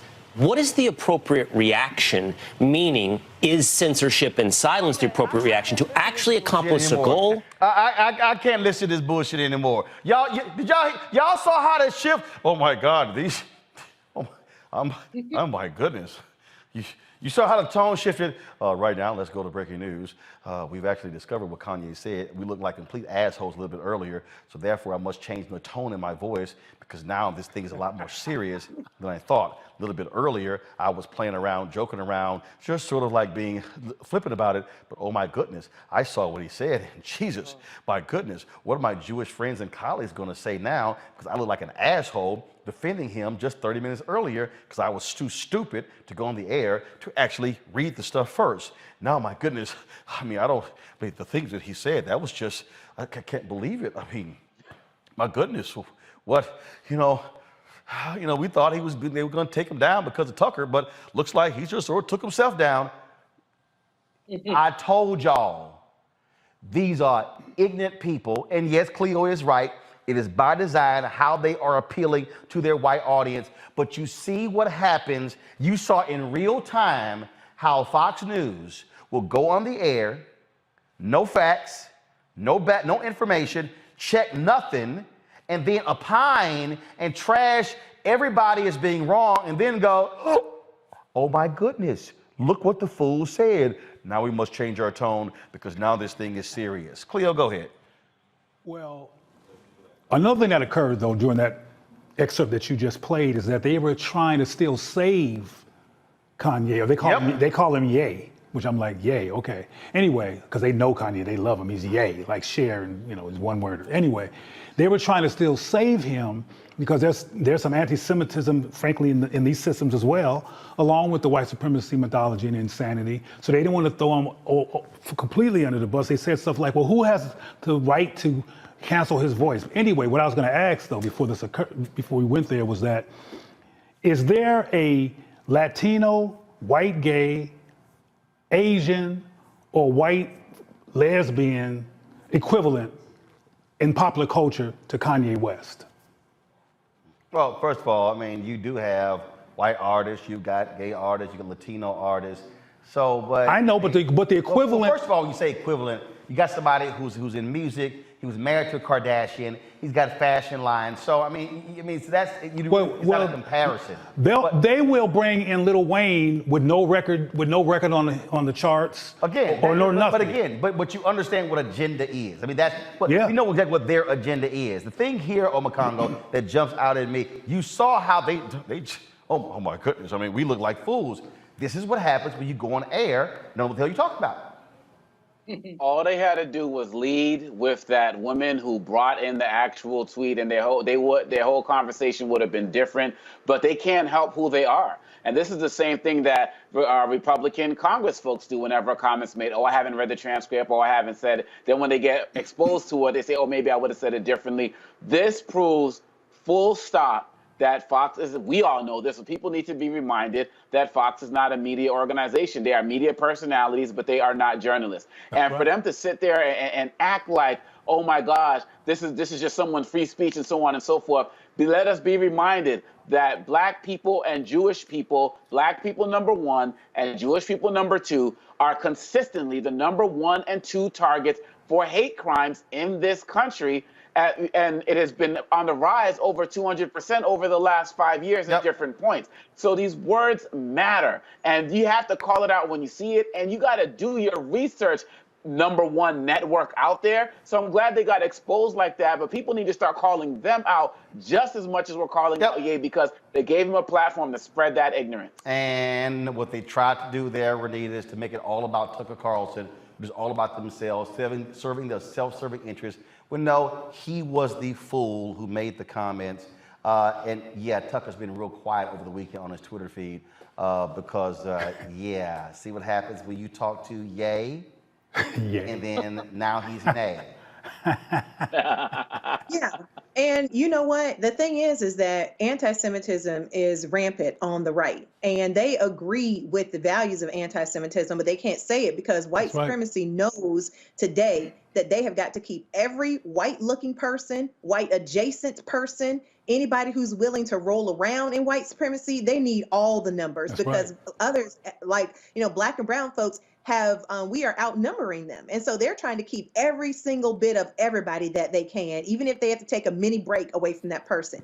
But the other panelist was asking about examples in other communities. This is what Republicans do and conservatives do and white supremacy does in general. Yeah, there are plenty of examples. They will get anybody who is willing to disparage a community that they have systematically attacked. So as somebody who is both queer and black myself, I can tell you that they regularly pull up Caitlyn Jenner to talk about transgender folks. They regularly, Herschel Walker's son, I mean, had you seen his videos before he came out and blasted his dad?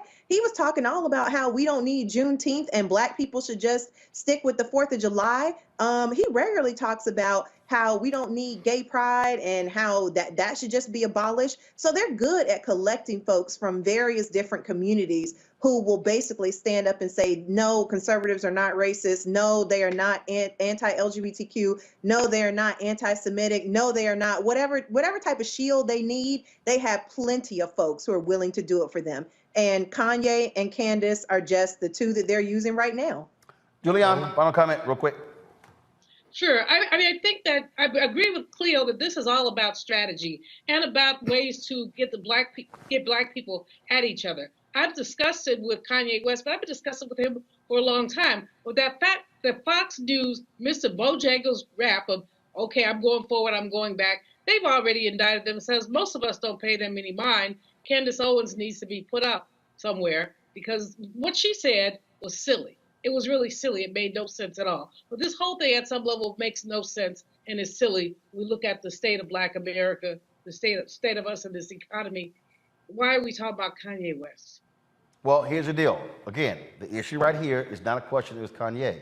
It's understanding the folks who want to harm black people, who they want to amplify and promote as being having intellectual prowess, and somehow let's listen to them And that's why I keep trying to tell people it's a danger when you listen to fools just because they are entertainer. No, it's a whole bunch of entertainers out there who are actually informed. A Jesse Williams, someone along those lines. I have never, ever looked to Kanye West for any critical thought on a damn thing. And never will. All right, folks, back to our Roland Mark Unfiltered video in just one moment. Hatred on the streets, a horrific scene, a white nationalist rally that descended into deadly violence. White people are losing their damn minds. As an angry pro-Trump mob storms the U.S. Capitol, we've seen We're about to see the rise of what I call white minority resistance. We have seen white folks in this country who simply cannot tolerate black folks voting. I think what we're seeing is the inevitable result of violent denial. This is part of American history. Every time that people of color have made progress, whether real or symbolic, there has been what Carol Anderson at Emory University calls white rage as a backlash. This is the rise of the Proud Boys and the Boogaloo Boys. America, there's going to be more of this. Here's all the Proud Boys, Dave. This country is getting increasingly racist in its behaviors and its attitudes because of the fear of white people. The fear that they're taking our jobs, they're taking our resources, they're taking our women. This is white fear.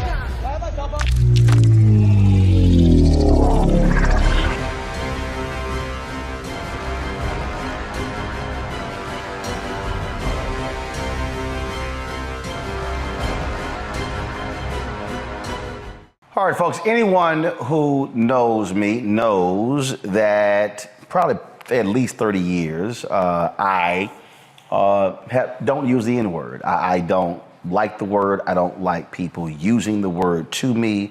I don't like people using it on my timeline. If you do, I will block you in a heartbeat. That's why when that idiot Candace Owens tried to actually accuse me, she's like, the reason I blocked you because you called me an Uncle Tom in the South, and the N-word, I'm like, you're a liar, because I don't even use those terms. I don't allow them to be used even on my show. And so that's why Candace Owens is an absolute liar.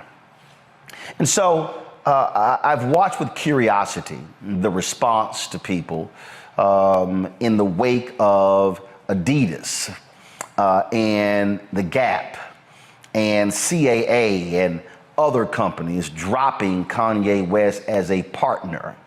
And I've watched as African Americans have risen, some African Americans have risen to Kanye's defense by saying, he gets canceled, he gets dropped when he makes anti-Semitic comments, yet why is it that when the same Kanye West made anti-black comments, when he made comments about Harriet Tubman, he made comments about slavery, why is it that people did not rush to drop him then?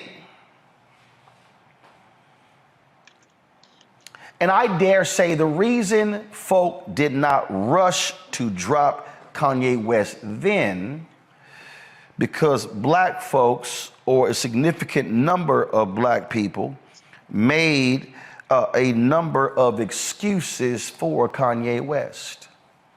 That's right. I don't really want to hear, I don't accept when I hear some black folks make this ignorant ass position that, we have reclaimed the N-word, and we've dropped the ER, and we've added the A, and now it's an affirmative word. I took offense with Kendrick Lamar in the Vanity Fair cover story when he said, can we just have this word? I was like, hell no, send it back. And I'm watching folk right now defend Kanye. Kanye didn't lie. Jews do run the music industry. Jews do run media. But when you say I'm going to go DEFCON 3 on Jews, and then he says I can make anti-Semitic comments, and Adidas, they can't drop me. Well, they did today. In fact, y'all, I saw this tweet where he showed up at Skechers, He showed up at Skechers unannounced and was filming. Skechers was founded by 2 Jewish men, and they politely escorted his ass off the premises. And then released a statement making it clear they ain't got nothing to do with him, ain't gonna be in business with him, and don't tolerate any damn thing that he has to say. That's what they said today. Also, the Holocaust Museum offered Kanye West a private tour, talked to him about the Holocaust. He turned them down and said that Planned Parenthood was his Holocaust museum. That's what he said. But the reason I am talking about this, because I told y'all I don't give a damn about the ignorant ass Kanye West. But the reason I am talking about this here is because I believe it is time for us to really begin to have a real substantive conversation in Black America. This is a time where we have to call a family meeting. Because I think one of the fundamental problems that we have is that we as African Americans, there is this knee-jerk reaction to somehow protect one of ours when white folks are attacking one of ours, as opposed to saying, no, his ass got to go. Kanye West has said insidious, damaging, and shameful things about Black people, and a lot of us were fine with it. I was personally offended when individuals who I know, folk who work in politics and who are in business, who they throw up the fist and they holler Black Lives Matter and all of that. I was grossly offended when I saw on their timelines when they were buying tickets and going to the Mercedes-Benz Stadium in Atlanta when he was previewing his unfinished album. Some 70,000 folks were in there watching that spectacle in there. Then, of course, you had when he was in Soldier Field, y'all was Soldier Field as well, and he was same thing and brought out Marilyn Manson and others, and folks were defending that. And then I remember when Jason Lee, who has since resigned in working with Kanye, when they had that, remember they had that black dinner? Did y'all remember that? When he assembled all these Black folks and they were all around this table, and they were at this dinner party, and they were talking, go to the video. This is the video right here, y'all. They were all assembled, and he was talking, and all of these Black creators, this is 7 months ago, all of these African Americans in entertainment and in Hollywood, and they were all there, and you see folks around the table you recognize, and they shot the video. So this big elaborate dinner, and he was talking about working with African Americans and controlling the narrative. All of the anti-Black stuff he was saying then. Oh, but he's the genius. Oh, but he's special. Oh, but he's a free thinker, and he's an independent mind, and all of that. What I'm trying to say, folk, is there comes a time when Black folk need to stop protecting folk who hate us. Yes, we know he has mental illness. Yes, we know what's going on here, but that simply is not a cover or an excuse for what this man continues to say and do. And I dare say one of the issues, folks, why was R. Kelly able to keep doing what he was doing? Because there were too many Black folks who were interested in Step in the Name of Love. There were too many Black folks who were saying, oh yeah, but I know, but I love Robert's music. And the love of R. Kelly's music provided him cover to still being booked on a Tom Joyner family reunion cruise, to be booked at other black events, to be booked for concerts, for other artists to keep collaborating with him. Yet young black girls were being raped, sexually assaulted, peed on. This man was a predator, yet there were black folks who were still, yeah, but I love me some Robert. I love me some Kanye. Jasmine Koenig actually wrote a piece addressing this, and this is her headline. Give me 1 second, let me pull it back up, sorry. She posted this, it's in a Medium post. Why you get canceled for being anti-Semitic and not for anti-blackness. That's the headline. That's the headline. If you read the piece, y'all, go to her Twitter page, you will see it. If you read the piece, you will actually see what she lays out there. One of the things that she says is that right here, she says, one thing I can tell you about Jewish people is that when it comes to anti-Semitism, they close ranks. Everyone is reading from the same page of the same playbook and speaking on message. Black folks, y'all say on code, huh? You won't find a segment of Jews who identify with anti-Semitic slurs or feel that if you replace this letter with that letter and reclaim the word, it changes its meaning and makes it okay to use. The same can't be said of black people. Half of us use the N-word as a term of endearment. So why should the rest of America get their panties in a bunch over anyone else using it, as long as we continue to use it and allow others to make millions of dollars from our use of it? Jasmine ends her piece right here. She says, go back to it. She said, I admire.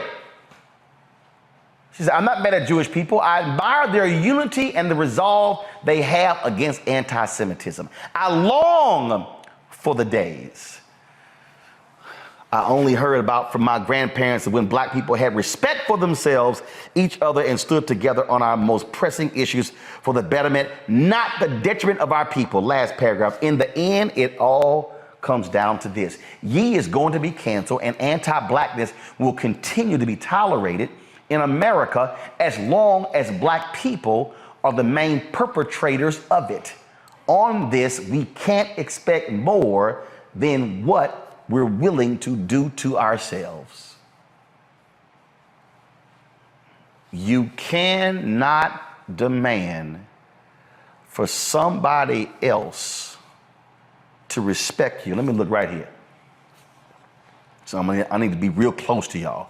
You cannot demand for somebody else to respect you if you are unwilling to respect yourself.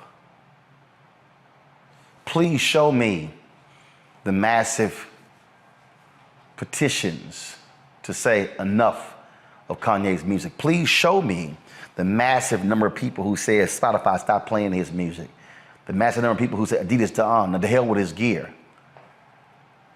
You can't compare the two if you didn't do the work to actually get him dropped. And there are too many of us, even right now, who continue to make excuses for Kanye West after the bullshit he said about George Floyd, after the White Lives Matter shirt and that crap with Candace Owens, after the crap he did with Donald Trump, after the stuff that he said on the Drink Champs, and the stuff he said to Tucker Carlson. And we can go on and on and on and on and on. If you black and you defending Kanye West, you the damn problem. You the problem. And that is anti-blackness, no matter how you dress it up. Go to my panel for thoughts, final thoughts before we end the show. Matt, I'll start with you. I actually disagree to an extent, Roland. And I disagree insofar as I hate when we have this conversation as though black people are the only people who do this. I think this is an issue of celebrity, number one. I think two things can be true at the same time. I'm not at all supporting what Kanye said. I'm not giving him a pass. I think the brother has done way too many things in the public space that have been problematic. However, this is more a symptom of anti-blackness being something that is considerably more pervasive and more the original sin of America than anti-Semitism. And there have definitely been a lot of instances of anti-Semitism. I don't mean to trivialize it in any way, but we see instances of anti-blackness all the time on a grand scale that have nothing to do with Kanye. So yes, we have a responsibility to hold him accountable, but I don't like it as though we're the only ones that allow celebrities to run amok. I think it's a false equivalency, and I think we need to have a more nuanced conversation. We need to hold Kanye accountable. I think we need to, we can have intellectual conversations about the use of the N-word, but to put the onus solely on black people and say that we are, consistently failing our duty, I don't think that's true. Here's the whole deal. If something is defined as anti-blackness, then who other than black folks are supposed to lead the charge? I don't disagree that we should be involved in leading the charge, but I don't like the notion that we consistently never do that, because there are people who've been calling Kanye out and other black artists for years. No. There's a difference between a few individuals calling someone out and then mass mobilization. What I'm talking about is when you have mass mobilization saying enough is enough. What I'm arguing is that too many of us are making excuses. The reason R. Kelly continued to do what he did is because a whole bunch of us turned a blind eye because we loved his music. I mean, the record is sitting in front of us, and that's one. I mean, literally, black DJs, was still rolling with them. What I'm arguing is no one is going to protect us first other than us. I just think too often we give our folks a pass because we like their music or they cool or this ain't really no big deal. And frankly, it's wrong to go, well, why he getting canceled because anti-Semitic when he was making anti-black? But what did we do to mobilize against his anti-blackness? That's my point. I get it. And I think two things can be true at the same time. I mean, Mel Gibson's still making movies, right? Mel Gibson's still making movies, and he's said anti-Semitic things and had a number of things that have been problematic. And we're not, as a matter of course, saying that white people are dropping the ball for not calling him out. I mean, I just think it's a little bit of a false equivalency. And we should. I think it's a little bit of a false equivalency, and I think sometimes we are a little caustic in how we talk about it. I don't think you're wrong. I think we should hold him to task. But I think we should also look at the larger phenomenon that this is celebrity and what an average person might get as a consequence for doing something. An average person doesn't get the benefit of being a genius and being a transformative artist and all of these things. And I think that's a bigger symptom of celebrity and celebrity idolatry than it is black people solely dropping the ball. That's my opinion. Joe? We hate, can I say, first of all, I agree with both of you, but we hate technicalities, right? In court, when you're explaining something simple, at the dinner table to the fam or at the barbecue, somebody got arrested, but they got off on a technicality.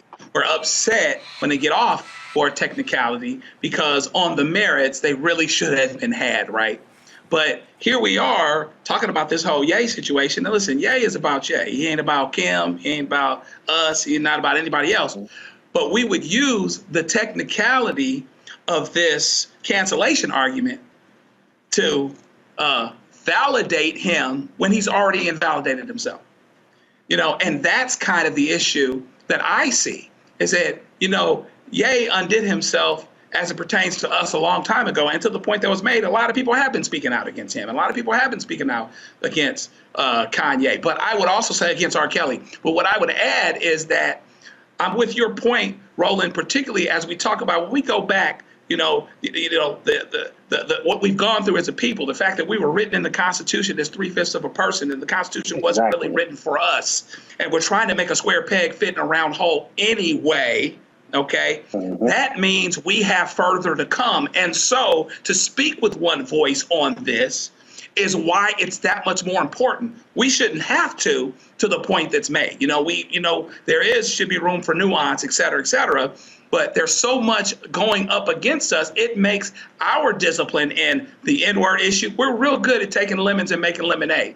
But you got to put sugar in lemonade to make it sweet. And sugar can damage your teeth. It can damage other things. And in this situation, when we use it to sweeten the fact of the matter that this brother has invalidated himself a long time ago, if you want to have that discussion about what the Jewish brothers and sisters do versus what we do and cancellation here or there, this is not the way and the time to do it, because you're standing on a shaky foundation with Ye. And that's the problem I have.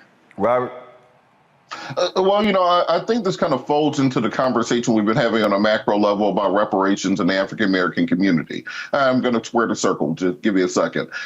Because what we see with our Jewish brothers and sisters, starting with the Zionist movement in the late 19th century, was a international unanimous consensus that they should have their own homeland. They should have repairs done for the damage done to them by the European empires, just culminated in 1947 with the founding of the State of Israel. And because of this international unanimity that they were able to achieve, we see this rolling down until today, where they made it very clear that it was almost like Section 5 of the NATO Charter. An attack against one of us is an attack against all of us. And that's what was called out by Rahm Emanuel's brother, when he said we want everyone to divest in Kanye West after he made the statements. And I've never seen a rapper's bank account be seized. Literally, Chase Bank said, come get your money, we don't want it.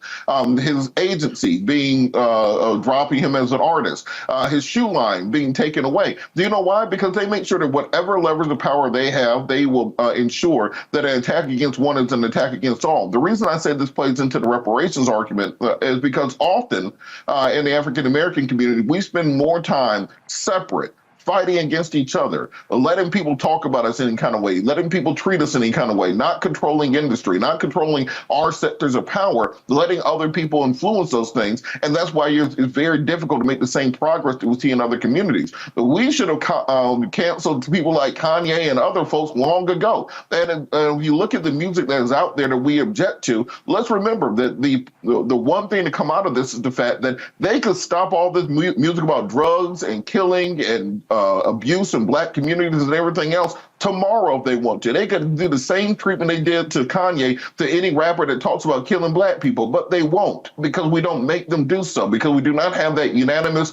agreement that our community is to be respected, our community is to be treated a certain way. And until we get there, this will simply be another case of us seeing what other people do, but not taking the right lessons out of it. I don't know Kanye. Kanye doesn't give a damn about me, and I'm not particularly interested in what goes on with him. But what I do think we need to do is understand that our community, if we want to make the same progress we see in other communities, we have to start looking at those lessons they have created and adapting them and creating a bridge going forward so that we can get to where we want to be instead of simply talking about what other people are at. I cannot ask someone to respect me if I don't have self-respect. Simply cannot happen. And so what I'm arguing, what I'm saying very simple, is that if people are going to go, oh, this is unfair, that this is happening to him, and it didn't happen when he made anti-black comments, then I will ask the people making those comments, what were you saying? How were you organizing and mobilizing? What were you doing? But just thinking it's going to happen, nothing happens just because. There actually is a cause and effect. There's a response to things when these things happen. And what I'm saying is, we must be willing to stand up and call out one of our own who says or does something about us, and then not wait for that person to say something about somebody else and then go, oh, now it's okay to criticize them.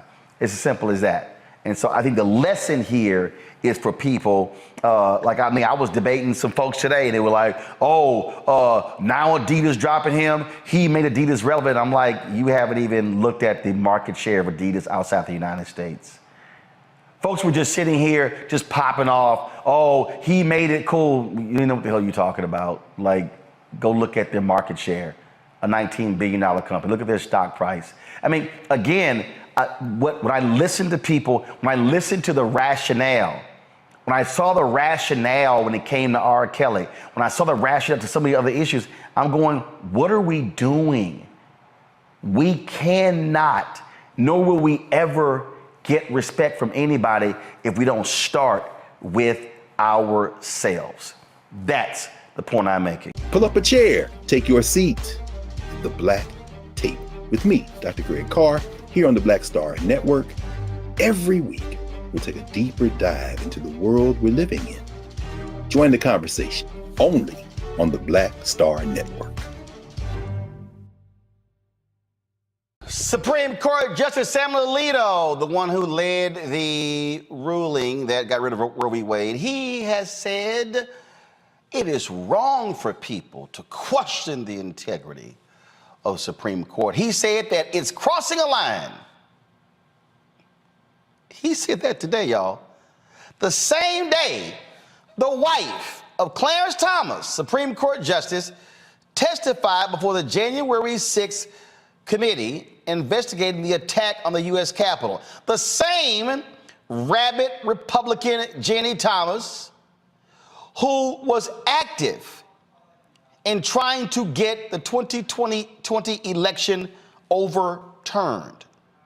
The same Ginni Thomas, the same one who didn't just call Arizona, she called multiple states.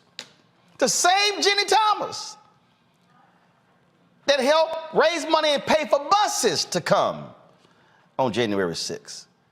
And you actually want me to believe that Clarence did not know what his wife was doing? You've got to be outside your damn mind. And check this out. Congressman Benny Thompson, the chair of the committee, was there for about an hour today. He said her trifling ass sat before the committee and said she still believes the election was stolen.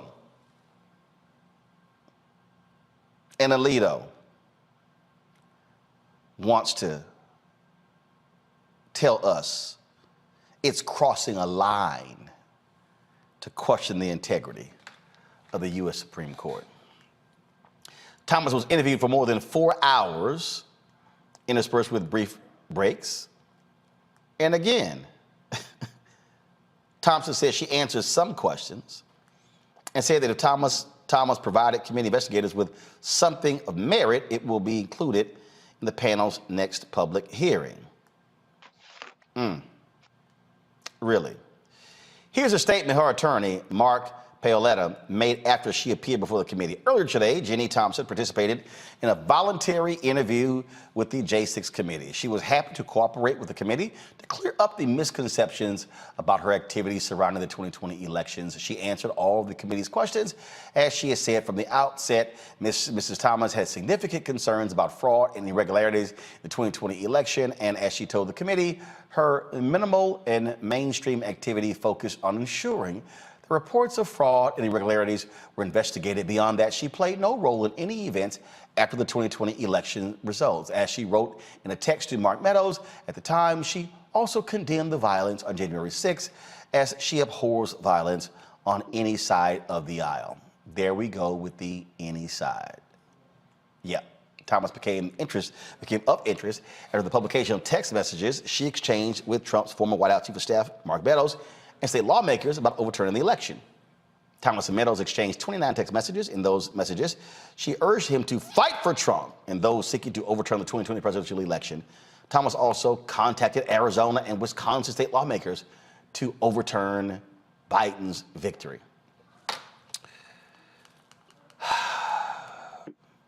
These insurrectionists are exactly who we thought they were.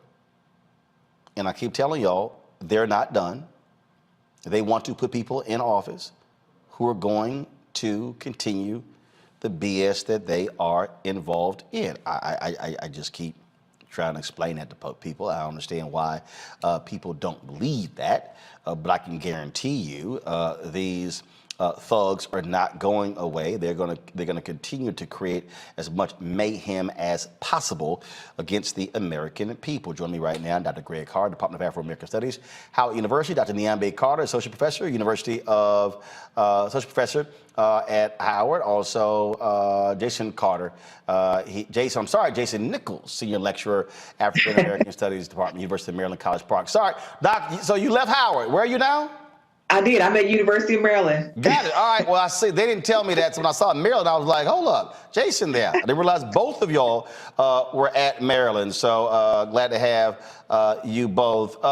This is, I want to run this here. This is an ad that Don Winslow, he put up today, of course, very quickly, dealing with this crank Ginni Thomas. I want to go ahead and play that. I'm going to go to the panel. Watch this. When your husband is a Supreme Court judge, you get a lot of special privileges. I can do whatever I want, and no one can stop me. People are saying I broke federal and state laws, but when you're Clarence Thomas's wife, it just doesn't matter. They can't touch me. I tried to overthrow the government, and all I got is this silly little interview. No one is above the law. You will never see me testify under oath and on television. It's nice to have family friends like Liz Cheney. Thanks, Liz. Now, Niambe, the reason Don took a shot at Liz Cheney there because she was very much involved in not wanting Ginni Thomas to come before this committee. For all of her anti-Trump stuff, she was quite protective of this MAGA Republican. Absolutely. So thank you for having me, Roland. It's good to see my colleagues.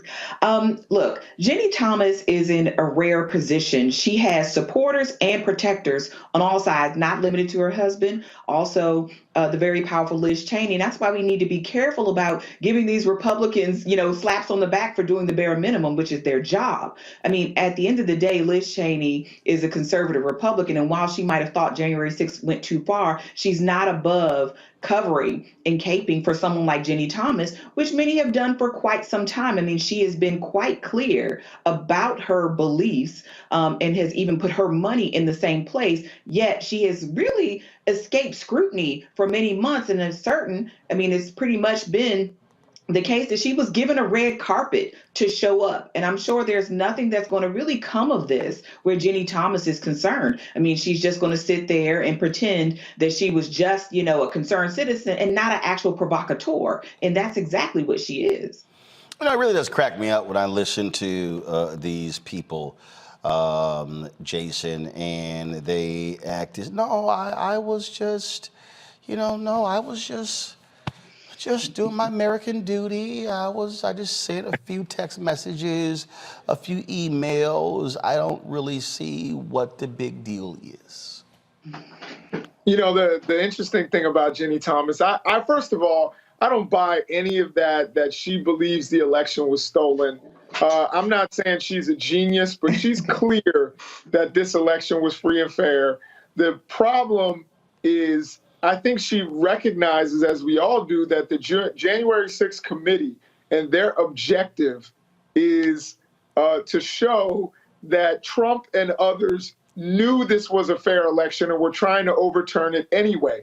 This is why they keep showing Bill Maher. They keep showing Cassidy Hutchinson and others who were in Trump's ear telling him, no, this is free, this is fair. All those guys from DOJ and from the White House legal team who were saying, no, you need to give this up. This is over. It was done. It was a free and fair election. I think that she is at the very least smart enough to recognize that this was a free and fair election that Joe Biden won, but she's trying to escape legal culpability by saying, look, I really believe this. There's no intent to do any harm because I really believed that this was an unfair election. I just don't believe that. I think she clearly knows, as we all do, especially now, but I think at the time she knew it was a fair election. And, you have her she's insulated by all of these people within the power structure. And she gets to walk down the halls and smile the way we saw in that video. Indeed. You know, look, folks have been really going after them. Here's another video, Greg, I want to play for you. Ginni Thomas, the spouse of a sitting Supreme Court justice, tried to overturn the 2020 election where armed white supremacists under the direction of Trump invaded the Capitol and tried to hang the vice president, has agreed to testify. Putting you under citizen's arrest! The January 6th committee has been slow to call her out, I guess in deference to the Supreme Court, the same court that gives her husband Clarence and his hairy Coke can dominion over women's bodies. Ginni Thomas texted Meadows in January of 2021, urging him to undermine Biden's win and keep Trump in power. In Arizona and Wisconsin, she pushed the legislatures to throw out votes and declare Trump president. Trump won! She then attended the January 6th insurrection. She's on the record declaring America to be in danger due to a deep state run by transsexual fascists. What the fuck is wrong with you? Did I mention she's married to a Supreme Court justice, the only dissenting vote to investigate Trump's role in the insurrection? How the fuck is this okay? Ginni Thomas is like a drunk driver, and Clarence Thomas is like a car. And the American people, we're standing in the crosswalk. Goddamn right. I have a cocaine addiction. Ginni Thomas, the Figured you'd get a kick out of that one, Greg. That was hilarious, and it is good to see my colleagues. And Dr. C, you know, once you do years at HBCU and dog years, you earned retirement. So I'm glad you're still in PG. So at any rate, I'm glad to see you still in that wall. But yeah, I mean, you know, they're not fighting for democracy. They're fighting for a theocracy. He's a white Christian nationalist. Yep. Or at least in Clarence Thomas's case, I suppose you could call him kind of a checkerboard Christian nationalist. But clearly they don't give a damn about voting. I mean, and I love that video because, yeah, 8-1, the Supreme Court ordered the release of Mark Meadows', 2,320 text messages. The one dissenter, Clarence Thomas, because 29 of them were with his best friend. And I use that word best friend because one of those 29 texts that Ginni Thomas sent to the White House to Mark Meadows said, after Meadows characterized this as a battle between good and evil, there's the language, she replies, yeah, I'm glad to hear that. Between that and the conversation with my best friend, I'm encouraged. Best friend, her husband. Clarence Thomas asked me to be off the Supreme Court if there were a rule of law in this country, but there isn't. John Roberts killed the rule of law with Citizens United in 2010. And he's been looking ever since like, we need to respect the court. Dude, you destroyed the court when you decided that corporations have unlimited speech and they began to really pump to put this theocracy in place. So Sam Alito, you mentioned Alito earlier, I would encourage folk to look at the New Yorker. Margaret Talbert wrote an excellent article on his plans for theocracy at the end of August in the New Yorker. Remember, Alito is the one that tried on the 28th of October to slow down allowing absentee ballots in Pennsylvania. And then on November the 6th, ordered any ballot that came into Pennsylvania after Election Day to be sequestered in case they could be thrown out. He did everything he could to stop the election of Joe Biden. But, you know, I only have so much sympathy for Joe Biden because Joe Biden threw Alita Hill under the bus. I'm old enough to remember 1991. But at any rate, I'm saying these people are fighting for a theocracy. They are fighting and they don't give a damn. And so it'll be interesting to see as these Proud Boy insurrectionists, or is it the Oath Keepers? I guess Oath Keepers are on trial using Reconstruction era legislation. That's the same statute that Benny Thompson filed that federal lawsuit, Civil Rights Act of 1866, to say you all tried to overthrow the government. That's still good law in the books if there's a rule of law in this country, but that's really what's on trial, isn't it? The rule of law in this country. Indeed, this is an ad that the Lincoln Project put together with regards to Ginni Thomas. Justice Clarence Thomas is compromised. On January 19th, 2022, Thomas was the only Supreme Court justice willing to help Trump and his allies hide from justice over the January 6th insurrection. Thomas did not hide that he was willing to grant Trump's request for secrecy, but it wasn't just to protect Trump and his conspirators. It was to protect his wife, Ginni Thomas. A radical right-wing activist, Ginni Thomas has openly applauded rebellion in the past. I think people are rebelling and there's a big tidal wave coming. I think the Democrats are pretty worried about what's coming. And the lead up to January 6th was no different. Ginni Thomas used her direct line to Trump's White House to push for the overturning of a free and fair election, even attending the rally that would ultimately end in an attack on the U.S. Capitol. None of this would be known if Justice Thomas had gotten his way. The January 6th Commission can't do their job if one of the most powerful men in the country is using his seat to protect his best friend. Clarence Thomas must recuse himself because he took an oath to protect the Constitution, not his wife. And Niambe, that right there is all we need to know. And the fact that the Supreme Court to this day has not created a code of ethics. This man is literally ruling on cases involving things his wife was involved in. The conflict of interest is extremely clear. It is a neon sign, LED light, damn near a sun ray coming down. That's what we're seeing. Well, absolutely. And I think the thing about the Supreme Court is when we look to the Constitution, I mean, it's really designed with very little structure, right? You don't even have to be an attorney to be on the Supreme Court. I mean, and these are lifetime appointments. And that's why they're also dangerous, because we're stuck with these people for quite some time.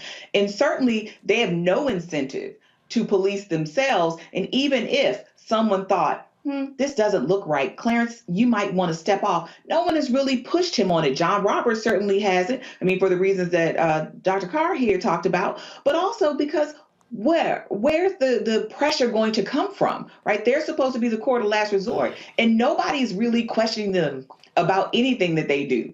And no one's ever, or not moved with this court in particular, to push them off. I mean, we knew that Clarence Thomas was compromised even before this moment. Remember, Ginni Thomas was the same woman calling Anita Hill at her work phone 20 years past his hearings, telling her that she needed to apologize to her husband. So this woman has a history of harassment under her belt even before January 6th. And I'm just wondering, how far is this going to go? I mean, clearly the Supreme Court doesn't care about its own credibility, but certainly I think we have to think about as a nation what it is we want to do. Now, it's going to take a while because Congress doesn't also want to touch this branch, but there is nothing that doesn't, or that prevents, Congress from modifying the Constitution and modifying their duties as the court of last resort. Now, of course, that's pretty extreme and it's likely not to happen, but it is not as if we have nothing that we can do to make this branch be more accountable. We just haven't done it. And now, looking at them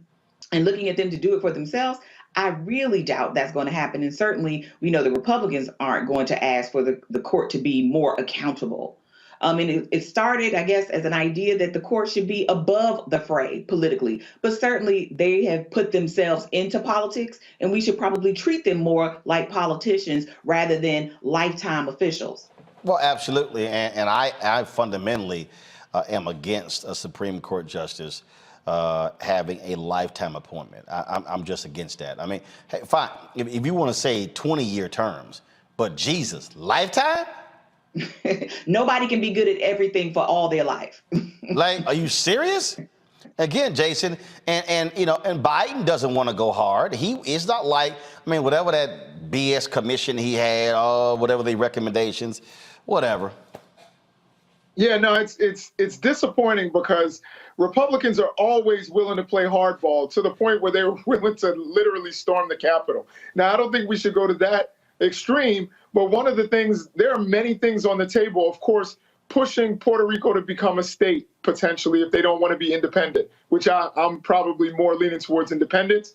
But if they want to be a state, bring Puerto Rico in and the District of Columbia. Maybe even, and these are some radical ideas, but breaking up California so that you get more senators in the Senate. Of course, court expansion in terms of the Supreme Court.